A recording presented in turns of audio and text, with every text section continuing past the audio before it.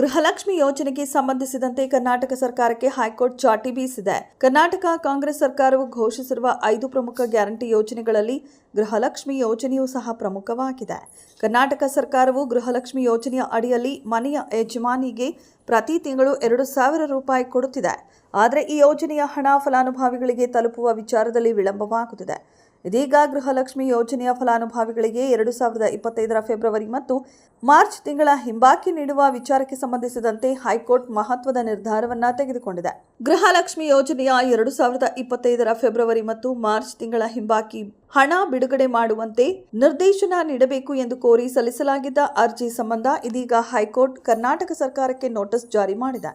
ಬೆಂಗಳೂರಿನ ಬಸವೇಶ್ವರ ನಗರದ ಆರ್ ಗಂಗಾ ಮತ್ತು ನಂದಿನಿ ಲೇಔಟ್ನ ಜಿಡಿ ಪವಿತ್ರ ಎನ್ನುವವರು ಗೃಹಲಕ್ಷ್ಮಿ ಯೋಜನೆಯ ಹಿಂಬಾಕಿ ಹಣ ಬಿಡುಗಡೆಗೆ ಸಂಬಂಧಿಸಿದಂತೆ ಸಾರ್ವಜನಿಕ ಹಿತಾಸಕ್ತಿ ಅರ್ಜಿ ಸಲ್ಲಿಸಿದ್ದರು. ಈ ಅರ್ಜಿಯನ್ನು ನ್ಯಾಯಮೂರ್ತಿಗಳಾದ ಸೂರಜ್ ಗೋವಿಂದರಾಜ್ ಮತ್ತು ಡಾಕ್ಟರ್ ಕೆ ಮನ್ಮಥರಾವ್ ಅವರಿದ್ದ ರಜಾಕಾಲದ ಪೀಠದ ಮುಂದೆ ವಿಚಾರಣೆಗೆ ಬಂದಿತ್ತು. ವಾದ ಆಲಿಸಿದ ನಂತರ ನ್ಯಾಯಾಲಯವು ಕರ್ನಾಟಕ ಸರ್ಕಾರ, ಮಹಿಳಾ ಮತ್ತು ಮಕ್ಕಳ ಕಲ್ಯಾಣ ಇಲಾಖೆ, ರಾಜ್ಯ ಹಣಕಾಸು ಇಲಾಖೆಯ ಪ್ರಧಾನ ಕಾರ್ಯದರ್ಶಿ ಸೇರಿದಂತೆ ಎಲ್ಲ ಪ್ರತಿವಾದಿಗಳಿಗೆ ನೋಟಿಸ್ ಜಾರಿಗೊಳಿಸಿ ವಿಚಾರಣೆಯನ್ನು ಮುಂದೂಡಿದೆ.